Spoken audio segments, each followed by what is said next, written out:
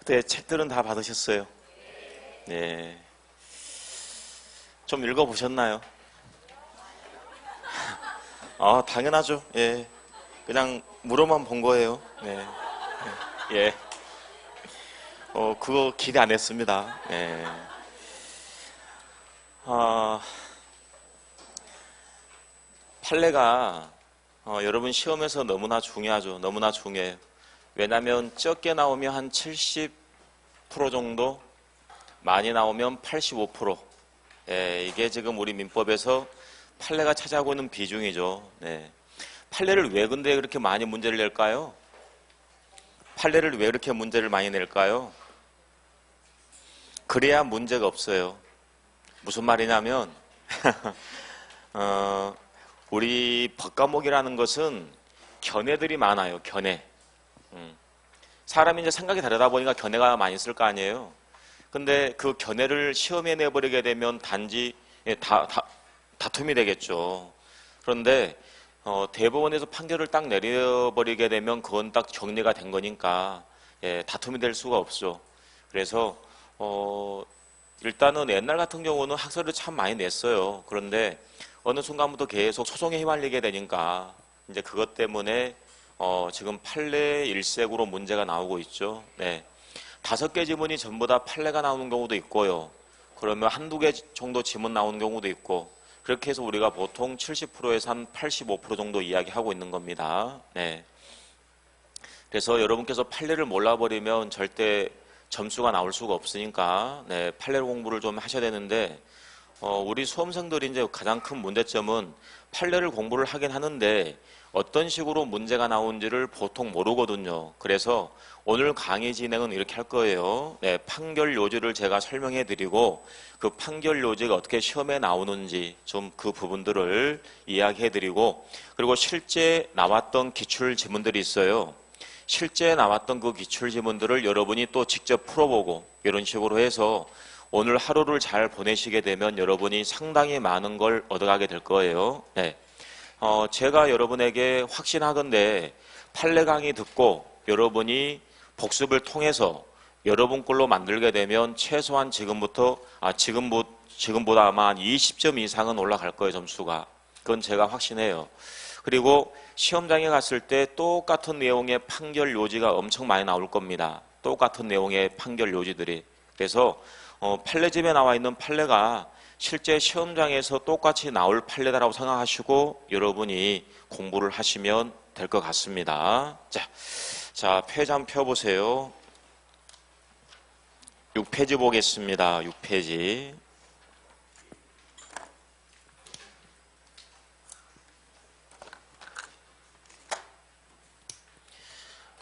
제가 목이 조금 잠겼어요. 목이 좀 잠겨가지고 목소리를 크게 못 내니까 좀 그거 양해 좀 해주시고요. 물론 학교론보단 커요. 그래도 학교로는 덩치는 큰데 목소리가 너무 적죠. 예, 그렇죠. 예. 자, 6페이지 보겠습니다. 6페이지. 예. 잠깐만, 여기 왜 이렇게 했죠? 자, 6페이지. 법률행위 목적 나와 있습니다. 목적. 당사자가 의도하는 목적이 있을 거 아니에요? 목적 관련해서 첫 번째, 확정성 인정이 돼야 된다라고 했습니다. 확정이 돼야지만이 거기에 효과를 부여할 수가 있다는 거예요. 확정성 관련해가지고 판례 1번 있죠. 언제를 기준으로 해서 확정될 것인가, 이게 문제가 되는데 앞에 한번 봐보세요. 계약 체결시 기준이에요? 아니면 이행기 기준이에요? 이행기입니다. 이행기. 그 말은 반드시 계약 체결 당시 확정될 필요는 없고 늦어도 이행기까지 확정할 수 있으면 된다, 그 말입니다. 그래서 이 부분은 시험에 나오는 게 뭐가 나오냐면 판결 요지에서 밑줄 친 내용이 시험에 그대로 뜹니다. 한번 볼까요? 매매계약을 체결했어요. 그럼 매매계약을 체결했으면 그 매매계약의 목적물하고 대금은 확정이 돼야 될 거 아니에요? 그렇잖아요. 근데 언제까지 확정이 돼야 될 거냐는 문제인데 반드시 그 계약 체결 당시 구체적으로 확정돼야 하는 것은 아니고 끊으세요.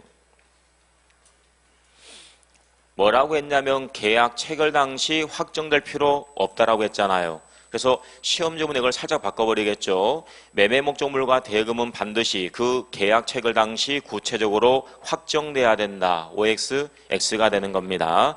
확정될 필요는 없고요.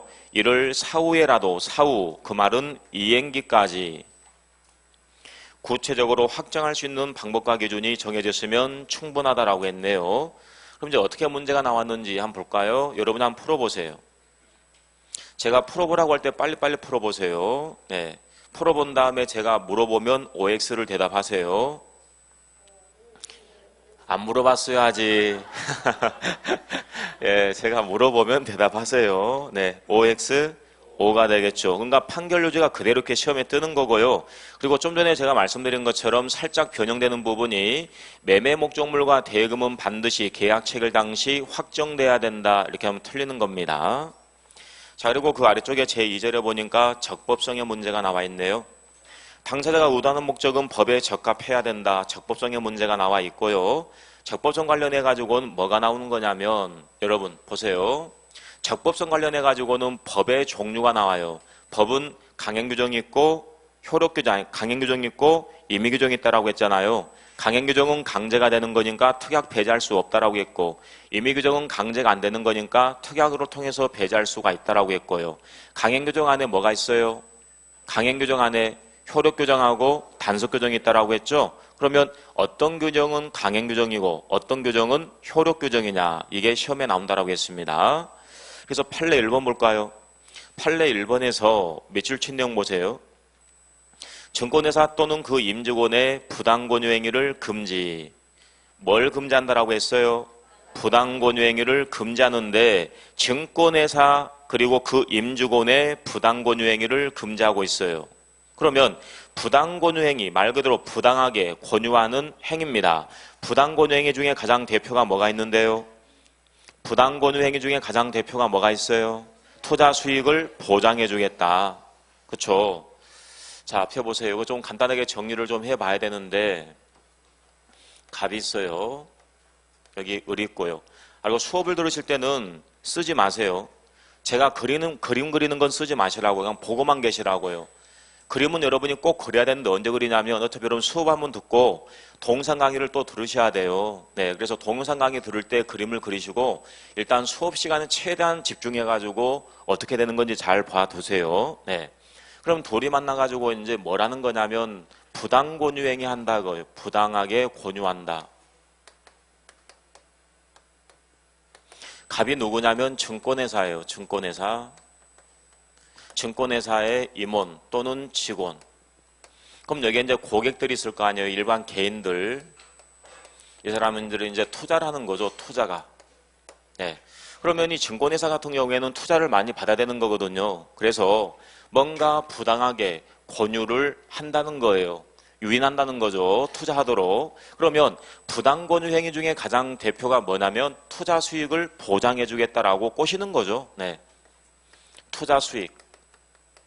이것을 보장해 주겠다라는 약정을 한다는 거죠. 예를 들면 1년에 연 수익 20% 보장해 주겠다, 30% 보장해 주겠다, 이런 식으로 꼬시는 겁니다. 그래서 투자 수익 보장 약정을 체결했다는 거예요. 그러면 갑과 을 사이의 부당권유 행위, 이거는 법에서 금지를 해놨다는 거예요.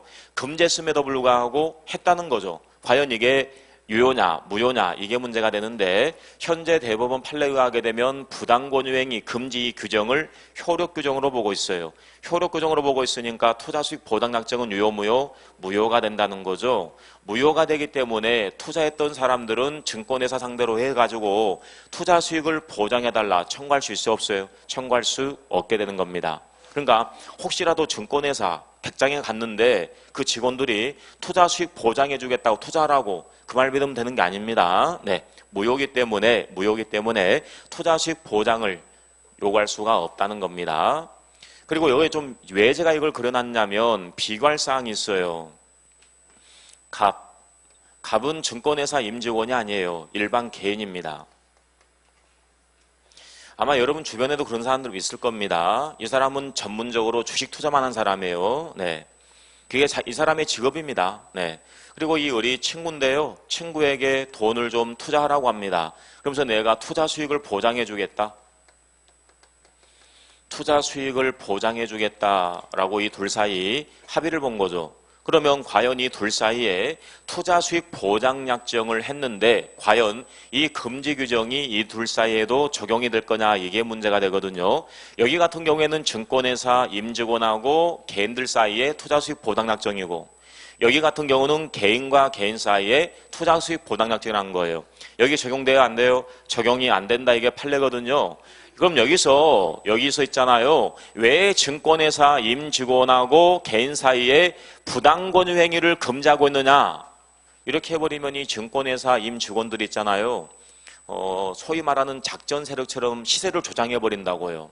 투자 수익을 보장해 줘야 되기 때문에. 그러다 보면 증권거래 질서를 해칠 수가 있다는 거예요. 그래서 안 된다는 겁니다. 그런데 개인들 같은 경우는 힘이 없다, 그 말이죠. 그러다 보니까 아무래도 이제 뭐 주가 조정하는데 한계가 있다는 거죠. 그래서 개인 같은 경우에는 그럴 만한 힘이 없기 때문에 투자 수익을 보장해 주겠다라고 하는 부당 권유행위 이 금지 규정이 개인과 개인 사이에는 적용될 수가 없다. 이게 좀 현재 판례입니다. 아직 이거는 시험에 나온 적 없습니다. 근데 이거는 시험에 그동안 몇 번 나왔거든요. 일단 여러분 이거 좀 기억하시고, 따라서 이 어른 값을 상대로 해서 투자 수익 보장해달라고 요구할 수 있어요, 없어요? 있습니다. 이건 그대로 유효입니다. 그러니까 여러분들 무조건 투자 수익 보장 약정 나오면 무조건 무효 아니에요. 예, 이걸 확인해야 되는 겁니다. 여기. 그래서 제가 지금 판례 1번하고 2번 설명해 드린 거예요. 그래서 판례 1번 옆에 2번과 비교라고 쓰세요. 판례 1번 옆에 2번과 비교. 아니, 제2절 적법성에서요. 제2절 적법성에서 판례 1번 있잖아요. 판례 1번 옆에 2번과 비교. 자, 그래서 그 아래쪽에 밑줄 친 내용 한번 볼게요. 키워드를 잡겠습니다. 증권회사 또는 그 임직원. 그 다음 부당 권유 행위를 금지. 한 줄 내려와서 강행법규 가로. 거기에 뭐라 써야 되겠어요? 강행법규 가로하고 뭐라고 써야 되겠어요? 효력규정이라고 쓰세요. 효력규정. 효력규정입니다. 따라서 투자수익 보장약정은 무효. 제가 가로 치세요 하는 말 안 해도 여러분 딱딱 치세요. 네. 자, 그리고 다음 페이지 보면은 뭐가 나와 있냐면 밑줄 친 내용이에요. 폐원대리 법리가 준용될 여지가 없다, 가로칩니다. 맨 아래쪽에 폐원대리 법리가 준용될 여지가 없다, 가로. 여러분들 폐원대리가 적용될 여지가 없다, 그 말이거든요. 왜 그럴까요? 예? 이거는 우리가 폐원대리에서 공부했던 내용이에요. 앞에 한번 봐보세요.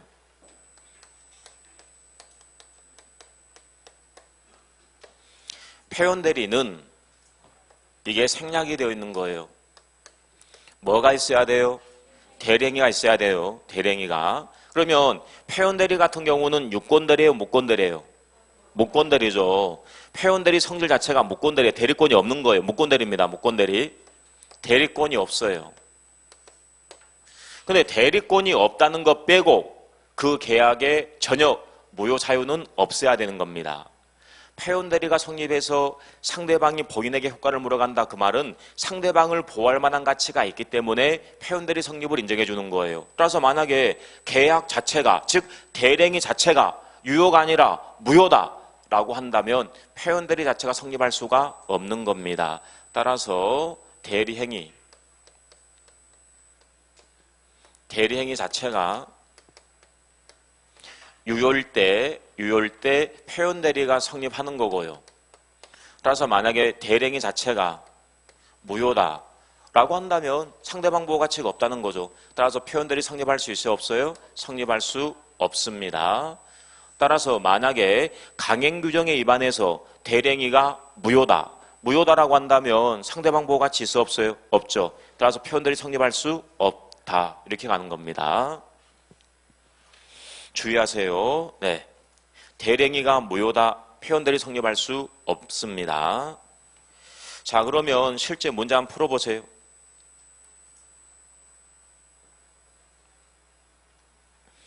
키워드가 뭔데요? 무효라고요.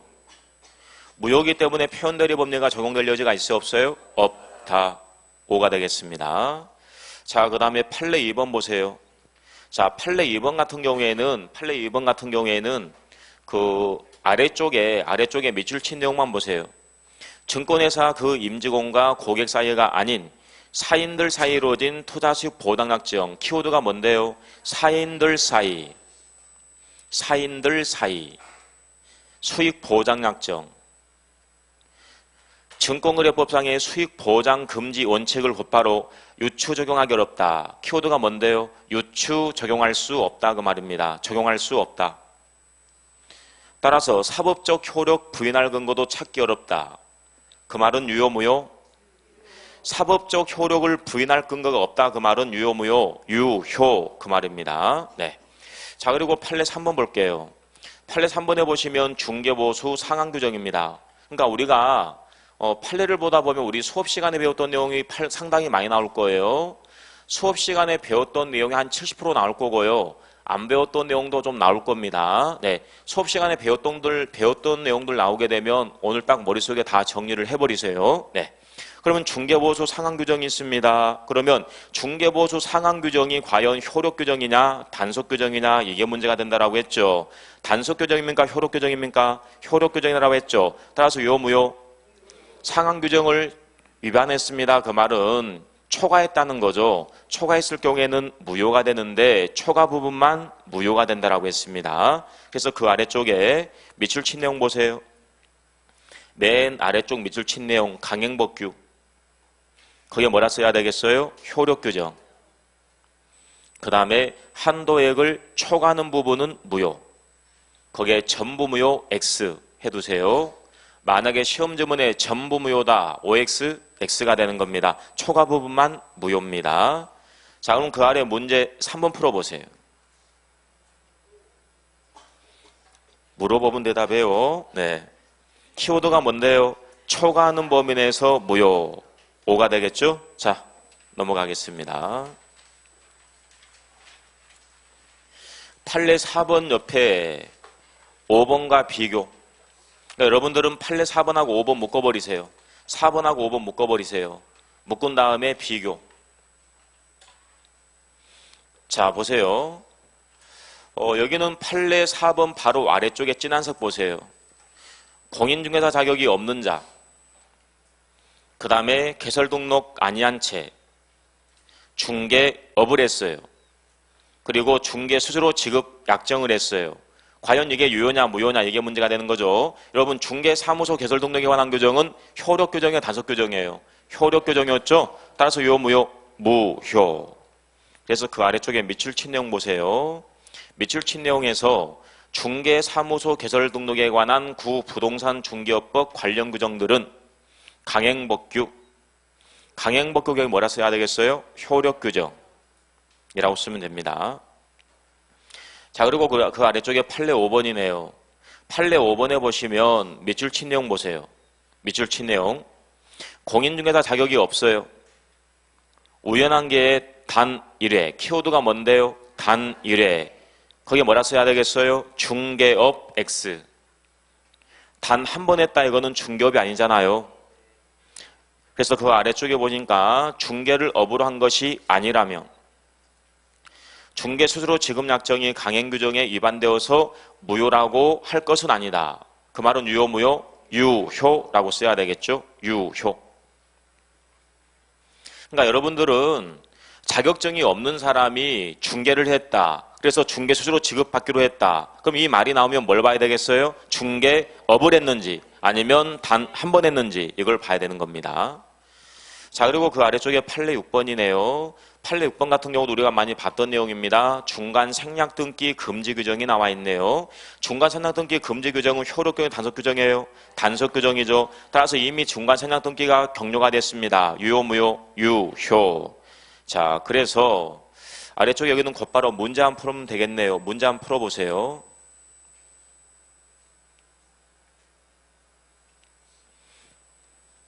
자, 거기서 키워드는 사법상 효로까지 무효로 하는 것은 아니다. 무효로 한 것이 아니다. 그만 유효 그 말이잖아요. OX, O가 되겠죠.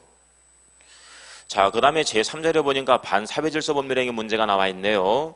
당사자가 의도하는 목적, 사회적으로 봤을 때 타당성 인정이 돼야 된다라고 했습니다. 타당성이 없는 경우가 민법 103조 반사회질서법률행위, 그리고 104조 불공정한 법률행위 되겠습니다. 자, 먼저 판례 1번입니다. 판례 1번은 제가 그림을 한번 그려볼게요.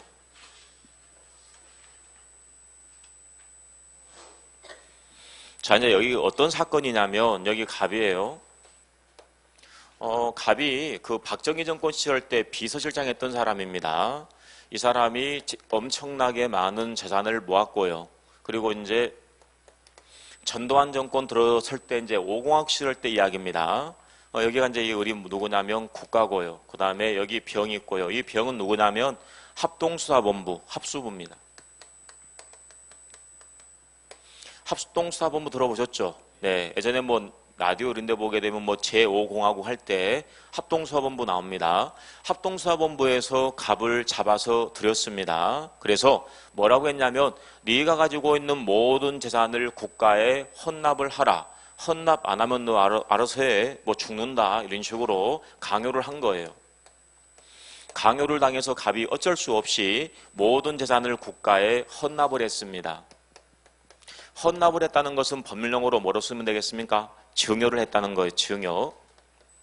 모든 재산을 국가에 증여를 했습니다. 그래서 이제 이 재산이 국가에 넘어갔죠. 뭐 이 당시 80년대이기 때문에 뭐 거의 이 당시만 하더라도 정말 무서울 시절이었죠, 진짜. 그렇잖아요. 저 어렸을 때 기억이 나는 것 같아요. 함부로 뭐 욕도 못 하겠던 것 같아. 그 대통령. 네. 그래서 이제 이 갑은 이제 가만히 있었는데 이제 민주화 바람이 불었죠, 우리나라도. 사실 뭐 우리나라 뭐 민주화된 게 얼마나 됩니까?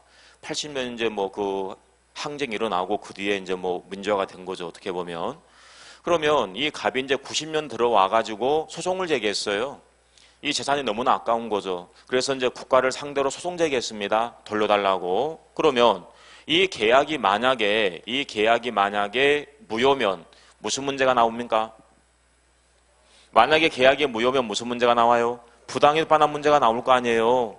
그래서 이제 이 갑의 변호사가 이 계약 무효 아니면 취소 이걸 이제 주장을 해야 될 겁니다. 그래서 갑의 변호사가 첫 번째 뭘 주장을 했냐면 이걸 주장했어요. 이 증여계약은 반사회질서법률행위니까 무효다. 무효니까 이 재산은 부당이득이다. 돌려달라라고 소송을 제기한 겁니다. 과연 이 증여계약이 반사회질서법률행위로서 무효가 될 거냐, 이게 문제가 된 건데요. 생각 한번 해보세요, 여러분들. 여러분들이 여러분 친구에게 증여를 합니다. 증여하는 게 잘못된 겁니까? 그건 아니잖아요. 그럼 여기서 갑이 을에게 증여를 했습니다. 이게 잘못된 겁니까? 아니에요. 지금 문제가 있는 부분은 이게 아니라 뭐가 문제입니까? 강요를 당했다, 강박당했다, 이게 문제인 것이지 증여했다 이 자체는 아무 문제 없다는 겁니다. 다시 말씀드리면 강박을 당했다라고 한다면 이거는 110조 강박 문제로 가는 것이지 103조의 문제가 아니다. 강박당해서 계약을 했다라고 해서 이 계약 자체가 반사회질서법률행위에 해당하는 것은 아닙니다. 그러니까 여러분이 이걸 생각하시면 되는 거예요. 여러분들이 여러분 친구에게 증여를 했다. 증여를 했는데 왜 증여했냐면 제3자로부터 강박당해서 증여한 거예요. 근데 증여했다 이 자체가 잘못된 건 아니고 강박당했다 이게 문제가 있다는 거예요. 그래서 현재 판례에 의하게 되면 국가기관이죠. 시험에 이렇게도 나옵니다. 국가기관의 위헌적 공권력 행사에 의해서 자유롭지 못한 상태에서 법률행위를 했을지라도 반사회질서법률행위는 아닙니다. 그래서 103조에 해당하지 않는다라고 했어요. 그럼 이 변호사가 이걸로 끝난 게 아니에요. 그러니까 이 판례를 가지고 쟁점이 엄청 많거든요. 그래서 두 번째 이제 여기서 뭐가 나오냐면 그러면 이 증여계약은 불공정법률행위다. 불공정법률행위니까 무효다라고 주장했거든요. 그랬더니 법원에서 뭐라 했어요? 예? 우리 이거 공부했잖아요. 불공정법률행위 있죠? 104조. 104조가 성립하려면 뭐가 필요한데요? 일단 뭐가 있어야 됩니까? 급부가 있어야 되고 뭐가 있어야 돼요? 반대급부가 있어야 된다라고 했잖아요. 그렇죠? 이걸 비교를 했을 때 이게 균형이 안 맞았을 때 불공정법률행위 말이에요. 근데 증여계약은 뭐밖에 없어요? 급부밖에 없고 뭐가 없어요? 반대급부가 없다는 거예요. 따라서 공정성 여부를 따질 수가 없으니까 104조가 적용될 수 없다. 이 판례가 여기서 나온 거예요. 여기서. 근데 제가 봤을 때 말도 안 되는 이야기예요. 그러니까 이게 이 판례를 있잖아요. 가만히 보게 되면 이 당시만 하더라도 제가 봤을 때 그런 거예요. 소위 말해서 사법부라고 하는 게 정부의 입김이 들어갈 수밖에 없는 상황이었어요. 그러다 보니까 봐보세요. 생각 한번 해보세요. 여기서 보게 되면 급부하고 반대급부를 비교를 해서 균형이 안 맞았을 때 이게 폭행이다 이 말이거든요. 근데 생각 한번 해보세요. 급부만 있어요. 예를 들면 이게 1억입니다. 반대급부 아무것도 없어요. 이런 거하고 급부는 1억이에요. 근데 반대급부는 5천이에요. 그럼 여기 경우에는 얼마 폭리를 취한 건데요? 1억을 폭리 취한 거죠. 이거는요. 5천이죠. 어떻게 더 불공정한 건데요? 이거예요. 근데 이건 성립할 수 없다라고 하는 거거든 지금. 말이 안 돼요. 법 논리적으로 이게 지금. 그냥 넘어가세요. 네. 이런 것까지 물어보진 않아요. 네. 그러니까 여러분들은 기억할 것은 일단 불공정범위행위가 성립하려면 급부가 있고 반대급부가 있어야 되는데 급부만 있다. 증여계약은. 왜냐하면 증여계약은 편무계약이니까. 따라서 백사조도 성립할 수 없다라고 했던 사건이에요. 그랬더니 또 이제 가배 변호사가 뭘 주장했냐면 이거는 107조다. 상당히 끈질겼던 사람입니다. 이 사람이. 네. 수입료가 엄청 낮겠죠. 성공보수 하면은 이거 재산이 얼마였는데요. 107조 비진입 표시를 주장했어요. 비진입 표시다. 그러면서 가배 변호사가 뭘 주장했냐면 이 사람은 진정으로 증여할 마음이 없었다. 진정으로는 증여할 마음이 없었다. 그런데 지금 강요를 당해서 증여하겠다라고 했거든요. 그럼 증여하겠다 말했어요. 증여의사가 있다는 거 없다는 거예요. 있다는 거잖아요. 증여하겠다 그 말은 증여의사가 있다라고 표시가 된 꼴이에요. 증여의사가 있다라고 표시가 된 꼴입니다. 그러면 이 의사는 증여의사가 없는데 표시는 증여의사가 있으니까 의사와 표시가 일치 불일치? 불일치. 이 불일치를 표의자 갑이 알고 있으니까 비진입 표시였고 이미 국가가 알고 있으니까 무효다라고 주장했거든요. 그런데 법원에서 뭐라 그래요? 그건 네 생각이고 네. 그건 네 생각이고 너 있잖아. 진이라고 하는 게 네가 진정으로 원하는 것 이거 진이 아니야. 이상한 또 논리를 펴옵니다. 법원에서. 우리가 보통 보게 되면 진이라고 하는 거는 우리가 진정으로 원하는 게 진이잖아요. 근데 법원에서 뭐라고 하냐면 진이는 네가 진정으로 원하는 게 진이가 아니라 네가 여기서 진정으로 원하지 않았을지라도 네가 이 당시에 증여하는 것이 최선이라고 믿고 증여했으면 그게 바로 진이다라고 해버리는 거예요. 그러니까 너한테는 증여의사가 있었다. 표시도 증여하겠다라고 했고 의사와 표시가 일치 불일치? 일치. 그러니까 비인식 표시 문제가 나올 수가 없다 이렇게 판결 내려버리는 거예요. 그러니까 이 사건은 제가 봤을 때 냄새가 나는 사건이에요. 이 사건이. 그러니까 딱 벌써 이 사건 딱 터지면서 법원에서는 국가 손을 들어주려고 딱 이제 법 논리를 전개를 시켜가는 거예요. 네. 제가 봤을 때도 이것도 아까 좀 문제 좀 있고 다 문제가 있습니다, 지금. 예. 그래서 비진입 표시 있다. 이거 또 나올 거예요. 미리 설명해 드린 겁니다. 다시 기억하세요. 진이라고 하는 것은 표의자가 진정으로 원한 것을 의미한다. OX, X입니다. 표의자가 진정으로 원하는 것 이게 진이가 아니라 진정으로 원하지 않았을지라도 이 당시 증여하는 것이 최선이라고 믿고 증여했다라고 한다면 이걸 진위로 보고 있습니다. 상당히 좀 특이합니다, 지금. 근데 이게 지금까지도, 현재까지도 이게 이어지고 있습니다. 이런 판결 요지가. 안 된대요, 이제. 안 된대. 이제 마지막으로 이걸 주장했어요. 아까 제가 그랬잖아요. 강요당했잖아요. 민법 110조 사기 강박. 강박 당했으니까 당연히 강박 맞다. 강박 당했으니까 이 계약을 취소하겠다. 주장했거든요. 법원에서 뭐라 했을까요? 눈치는 빨라요. 강박 맞아요. 강박 당했잖아요. 강박이 맞다고요. 법원에서 강박 인정했거든요. 근데 그냥 넘어갔을까요? 그렇게? 안 넘어갔겠죠. 강박이 맞긴 맞아요. 근데 강박 당했으면 어떤 권리가 나오죠? 취소권이 나오는 거예요. 근데 취소권은 행사기간에 제한이 있어요. 3년 또는 10년 지나버리면 소멸돼 버리잖아요. 이 기간이 지났다라고 했어요. 그래서 행사할 수 없다라고 했어요. 그러니까 결론적으로 이 사람은 아무것도 구제받지 못하고 끝난 사건입니다. 그래서 이 사건을 가지고 여러분들 여기도 시험에 나오고 여기도 시험에 나오고 여기도 시험에 나오고 그러니까 이걸 가지고 상당히 문제를 많이 내고 있거든요. 좀 기억들을 하시라고요. 자, 그러면 그 판례 1번 봐보세요. 자, 판례 1번에서요. 이제 밑줄 친 내용 쭉 이제 뭐 여러분들이 보시면 되는데 단지 법률행위 성립 과정에 강박이라는 불법적 방법이 사용된 데 불과하다. 아래쪽에 보세요. 단지 법률행위 성립 과정에 강박 찾았습니까? 네, 거기를 밑줄을 치라고요. 시험에 나올 때 그 지문이 그대로 나와요. 단지 법률행위 성립 과정에 강박이라는 불법적 방법이 사용됐다. 그러니까 법률행위 성립 과정에 강박이 개입된 거예요. 법률행위 내용 자체가 불법이 아니라 법률행위 성립 과정에 강박이 있다. 다시 보세요. 증여 법률행위죠. 증여라고 하는 법률행위 성립 과정에 뭐가 개입된 거예요? 강박이 개입됐다 그 말입니다. 근데 이 경우에는 이거는 강박 자체가 문제가 되는 것이지 증여 자체는 문제될 게 없다 그 말이에요. 그래서 강박에 의한 의사표시 하자나 의사의 흥결을 이유로 해서 효력 논의할 수 있을지언정 끊으세요. 반사회질서 법률행위로서 무효라고 할 수는 없다. 결론적으로 앞에 보세요. 결론적으로 이 사건은 103조의 문제가 아니라 몇 조의 문제다? 110조의 문제다. 그러니까 여러분들은 거기에 103조 X, 110조 O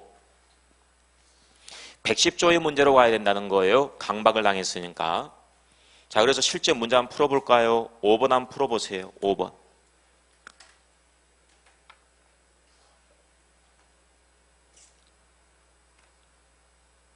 OX, 5가 되겠죠. 문제를 풀 때 상당히 좀 빠르게 좀 푸세요. 네. 자, 그 정도 좀 봐두시면 될 것 같고요. 그 다음 판례 2번 볼게요. 판례 2번 옆에다 뭐라고 쓰냐면 다운계약서 쓰라고, 다운계약서라고 쓰세요. 다운계약서. 쓰실 때는 다운계약서라고 했어요. 네. 다운계약서. 예. 우리 일상생활에서 다운계약서 많이 쓰잖아요. 그쵸? 네. 다운계약서를 썼습니다. 왜 쓰는 건데요? 세금 때문에. 예. 정말 다운계약서 많이 씁니다. 다운계약서를 많이 써요. 왜냐면 내가 매수했을 때, 내가 분양받았을 때 그때보다 많이 올라갔거든요. 팔려고 하면은 양도 차익이 꽤 나기 때문에 양도세 내고는 남는 게 없잖아요. 그러다 보니까 다운계약서를 쓴다는 이야기예요. 다운계약서를 썼을 경우에 과연 이게 유효냐 무효냐 이게 문제가 된다는 거죠. 제가 그랬죠. 만약에 다운계약서를 썼는데 이걸 무효로 봐버린다. 거래 질서가 혼란해지는 거죠. 그렇잖아요. 수도 없이 많은 사람들이 다운계약서를 쓰는데 이걸 무효로 봐버리면 거래 질서가 엄청 혼란해진다는 거예요. 왜냐면 생각 한번 해보세요. 갑과 을 이 둘 사이 문제로 끝난다라고 한다면 그나마 좀 괜찮은 거죠. 근데 또 넘어갈 거 아니에요. 또 넘어갈 거 아니에요. 근데 이걸 무효로 보는 무효 그러면 백 수도 없이 많은 사람들이 혼란을 겪게 되는 거예요. 그래서 이거는 어쩔 수 없다 이거죠. 감정상 무효로 하고 싶은데 감정상은 무효로 하고 싶은데 무효로 해버리게 되면 거래 질서가 혼란해지기 때문에 어쩔 수 없이 유효로 보는 겁니다. 그래서 여러분들은 양도 소득세를 피하기 위해서 다운계약서를 썼다. 이건 그대로 허용이 된다는 거죠. 그래서 밑줄 친 내용 보세요. 양도소득세 일부를 회피할 목적으로 매매계약서에 실제 거래한 가액을 매매대금으로 기재하지 아니하고 그보다 낮은 금액을 매매대금으로 기재. 이걸 일명 다운계약서다라고 합니다. 매매계약이 사회질서에 반하는 법률행위로서 무효로 된다고 할 수는 없다.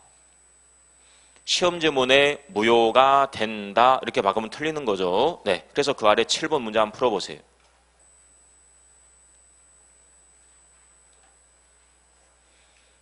반사회질서 법률행위로서 무효가 된다. OX, X가 되겠죠. 네. 그 다음에 아래쪽에 판례 3번이에요.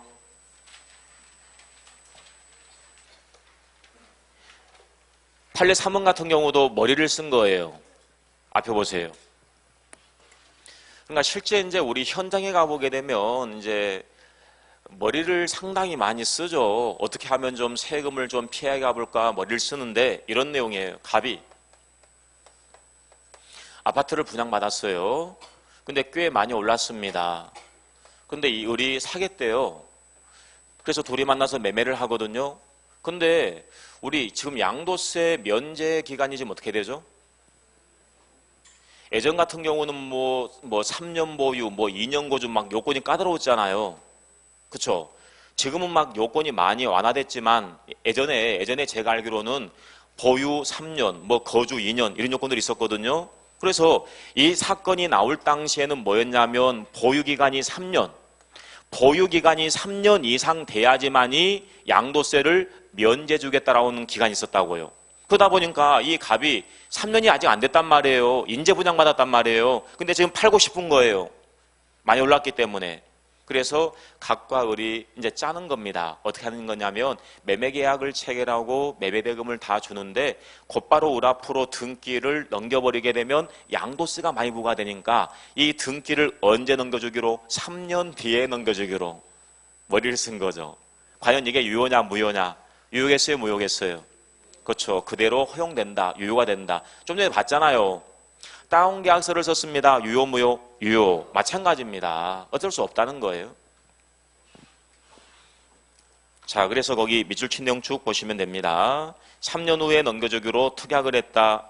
사회질서나 신의책에 위반하는 것이라고 볼 수는 없다. 거기에 뭐라 써야 되겠어요? 유효.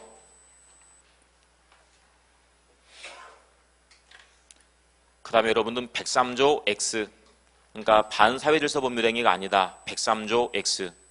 만약에 시험 지문에 반사회질서법률행위로서 무효가 된다. 틀리는 거죠. 자, 그럼 8번 문제 한번 풀어보세요.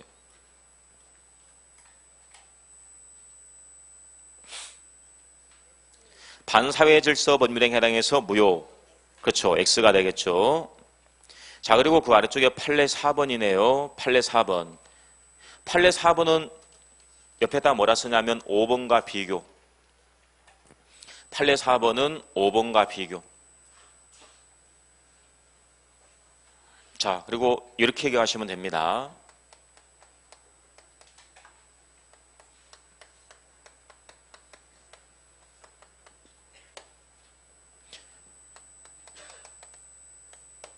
증언을 한다.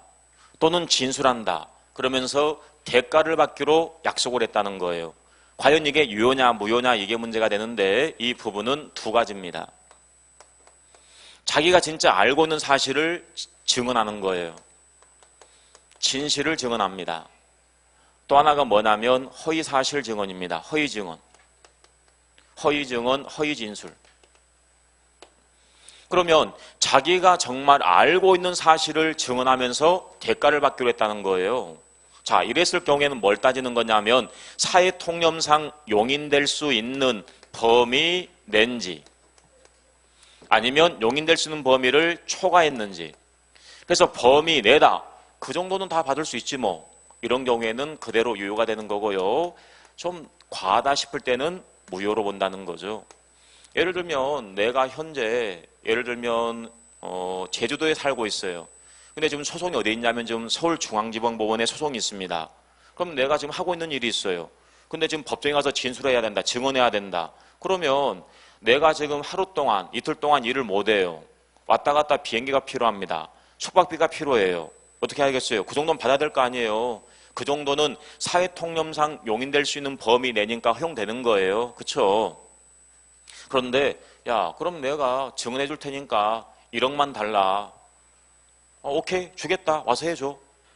사회통념상 용인될 수 있는 범위를 초과했다라고 한다면 무효가 된다는 거예요. 그 다음에 아예 자기가 알지 못하는 허위 진술하면서 대가를 받기로 했다. 이 자체는 나쁜 거죠. 그래서 이거는 안 따집니다. 언제나 무효가 됩니다. 그러니까 여러분들 증언 대가 나오게 되면 뭘 봐야 되겠어요? 진실인지 허위 진술인지 이걸 보는 거예요. 문제를 푸는 요령이 있어야 되는 거예요. 네. 자, 그래서 여기 곧바로 문제 한번 풀어볼까요? 먼저 10번 풀어보세요.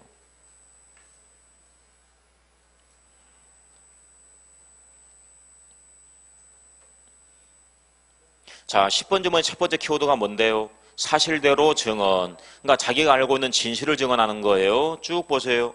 그 다음에 뭐가 보이세요? 초과. 그러니까 키워드만 잘 잡으시면 되죠. 초과했으니까 유효 무효?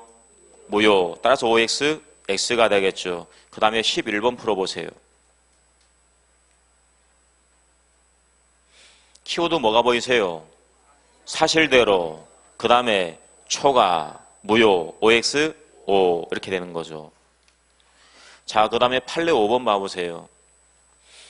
판례 5번 같은 경우에도 곧바로 문제 한번 풀어보겠습니다. 12번 풀어보세요. 키워드 딱 잡으세요. 뭐가 보이세요? 허위 진술. 따라서 허위 진술이 말 자체가 나오면 곧바로 무효입니다. 무효다 그 말은 왜 무효인데요? 반사회질서 법률행위로서 무효 이렇게 되는 거예요. 5가 되겠네요. 네. 자, 이렇게 좀 보시면 되겠고요. 그 다음에 판례 6번 보겠습니다. 판례 6번 같은 경우에는 곧바로 문제를 볼게요. 어려운 내용 아니니까. 판례 6번에서 13번 문제 한번 풀어보세요. 물어보면 대답하라니까요. 왜 이렇게 빨라요? 자, 피보험자를 차례해서 보험금을 편취할 목적이었다라고 한다면 보험계약을 체결한 목적 자체가 잘못된 거죠. 따라서 유효무효 무효. 그 말은 반사회질서 법률행위다 그 말입니다. 5가 되겠네요. 네. 그러니까 우리 뉴스를 보게 되면 소위 말하는 그 폐륜 사건들이 너무나 많잖아요. 대부분 보험 사건들입니다. 그 보험금을 타내려고 살인 사건들을 많이 한다 그 말이에요. 그래서 이때는 무효입니다. 그러니까 무효기 때문에 보험회사 상대로 해가지고 보험금 달라고 청구할 수 있어요? 없어요? 없습니다. 그러니까 보험계약 자체가 무효니까 보험금을 청구할 권리 자체가 안 생기는 거예요. 네. 그 아래 마찬가지입니다. 판례 7번도 곧바로 문제 풀어보세요. 14번. 키워드가 뭔데요? 보험금을 부정취득할 목적 끝난 겁니다. 무효, OX, O 이렇게 된 겁니다. 자, 그 다음에 판례 8번입니다. 자, 판례 8번부터는 이제 우리가 자주 봤던 이중매매 문제가 나오는데요. 자, 이중매매 간단하게 그림만 그린 다음에 곧바로 판결 요지 확인할게요.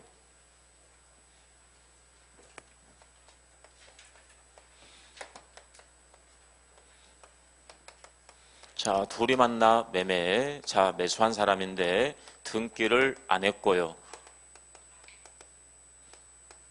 그래서 이 사람은 단지 소유권 이전 등기 청구권, 채권만 갖고 있습니다. 여전히 이 사람이 법률상의 소유자죠. 이 사람 앞으로 등기가 남아 있으니까.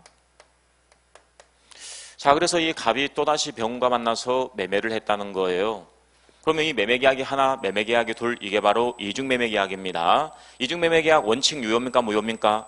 원칙 유효가 된다라고 했죠. 왜냐하면 이 사람 단지 채권자에 불과하기 때문에 이 사람이 여전히 법률상의 소유자니까 얼마든지 또 계약할 수 있다는 거죠. 그리고 보통 병 앞으로 등기를 했다라고 해서 문제가 나옵니다. 그럼 매매계약 유효니까 이 등기도 뭐가 되겠어요? 유효가 되겠죠. 이 사람 완전하게 소유권 취득해버린 겁니다. 그런데 언제 반사회질서 법률행위로서 무효냐? 둘이 만나서 계약을 체결했고 계약은 정상입니다. 그래서 갑은 을에게 소유권을 이전을 해줘야 될 의무가 있습니다. 특정인이 특정인에게 부담하고 있는 의무를 채무라고도 하고 다른 말로 임무가 있다라는 표현도 씁니다. 그런데 이 임무를 위배했으니까 이걸 우리는 배행이다라고 했어요. 배행은 형법상 범죄입니다. 범죄행위. 그리고 범죄행위의 이 병이 뭐 했을 때? 적극 가담했을 때. 적극 가담했을 때 아니면 요청했다 이 말이 뜨는 겁니다. 그럼 이거는 이제 공범이거든요. 보호가치가 없죠. 따라서 이 계약이 뭐가 된다? 무효가 된다는 거죠. 그럼 이 계약은 무효. 이 계약이 무효가 되는데 무효가 되는 법적 근거가 뭐예요? 그렇죠. 103조예요. 판례에 의하게 되면 103조를 뭐로 보고 있어요? 불법. 따라서 이 을 병 잡아서 불법행위 책임 물을 수 있어요? 없어요? 있다라고 했잖아요. 불법행위니까.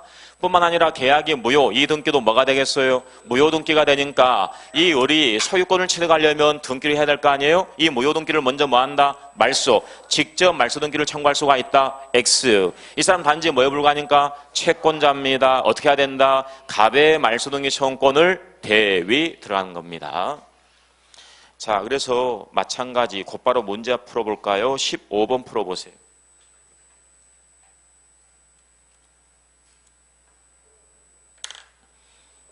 직접 청구할 수 없고 대위해서 말소를 청구할 수가 있다. 맞죠? 5가 되겠습니다.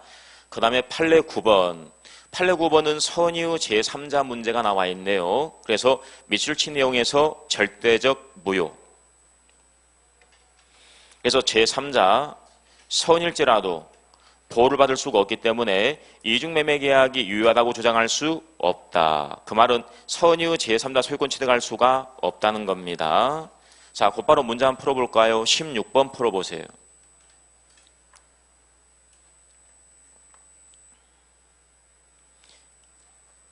이중매매계약이 유효하다고 주장할 수 있어요? 없어요? 없습니다. 5가 되겠네요.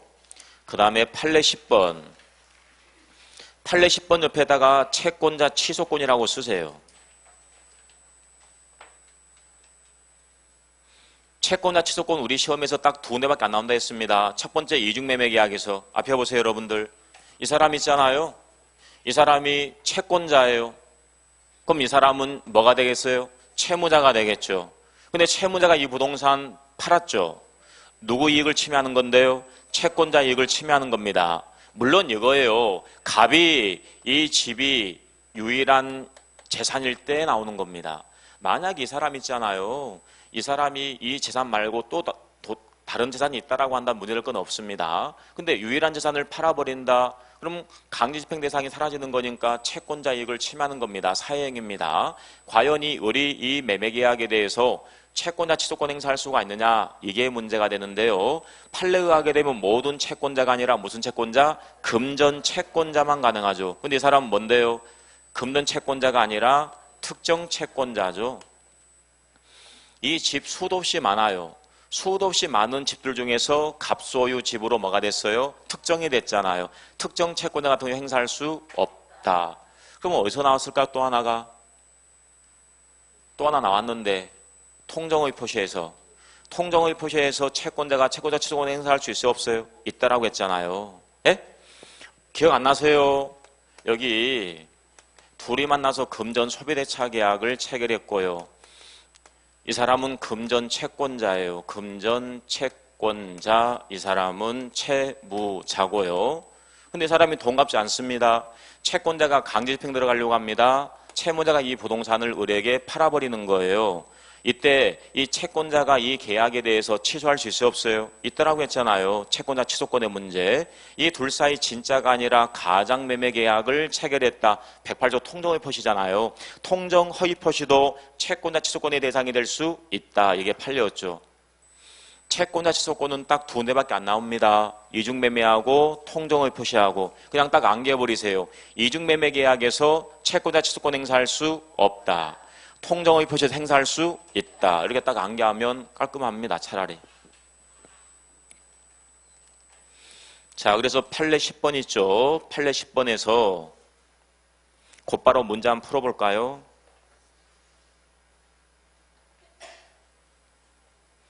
채권자 취소권 행사할 수가 없다. 맞습니까? 네, 5가 되겠습니다. 자, 그 다음에 판례 11번 있죠. 판례 11번 같은 경우는 12번하고 함께 보셔야 됩니다. 판례 11번은 12번하고 함께 보십니다. 그리고 판례 11번 옆에 김포노인 사건이라고 쓰세요. 김포노인 사건 기억나세요? 네. 정말 중요했던 사건이었죠. 김포노인 사건. 그러면 여기서 시험에 나올 수 있는 쟁점 몇 가지가 있으니까 한번 볼게요. 여기 보시면 갑이 엊그저께 제가 계속 김포노인 사건 이야기했더니 강의를 처음 들어오시는 분이 오셔가지고 그 김포노인 사건이 뭐냐고. 그 김포가 어딘데요? 그 지역명 김포요. 네. 경기도 김포 아시죠? 네, 경기도 김포. 그 김포의 갑이라고 하는 좀 연세가 좀 있으신 분이 있는데 어떤 일이 있었냐면 이 어른 다방마담이에요. 다방마담. 그리고 이제 이 갑과 을 사이에 이 아파트 있잖아요. 증여 계약이 체결됐어요. 그런데 왜 증여를 했냐면 첫 관계 유지가 되겠네요. 자, 이 판례 보고 쉬도록 할게요. 첫 관계 유지하는 조건으로서 증여를 했던 거예요. 그럼 증여라고 하는 법률행위가 있잖아요. 그리고 첫 관계를 유지합니다. 우리나라 같은 경우에는 일부 일체제주의입니다. 인륜에 반합니다. 인륜에 반한다 이거는 민법 103조다 그 말입니다. 불법 조건이다라고 합니다. 그러면 조건이라는 것은요 법률행위하고 하나로 봅니다. 법률행위와 일체로 본다고요. 따라서 불법 조건이 붙어 있다라고 한다면 조건만 무효가 아니라 법률행위 전부가 무효가 됩니다. 그리고 이 사람은 이제 뭐라고 쓰면 되겠습니까? 103조니까 불법 원인 급여자.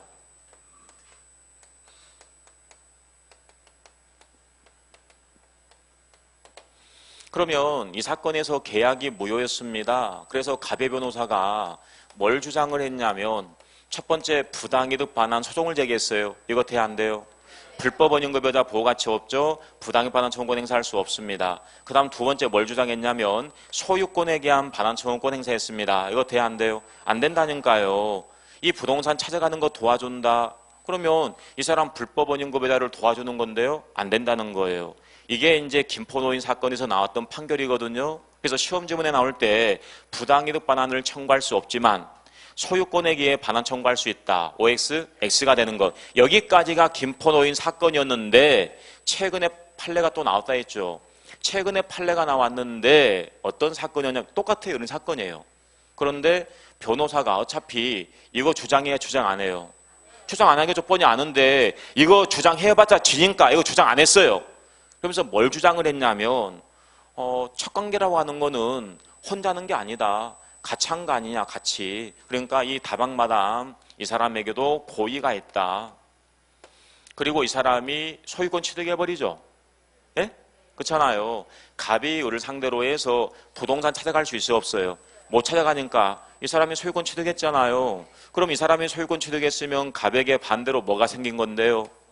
재산상 손해가 생긴 거 아니에요. 그래서 우리가 뭘 공부했냐면 이거 공부했어요. 불법행위.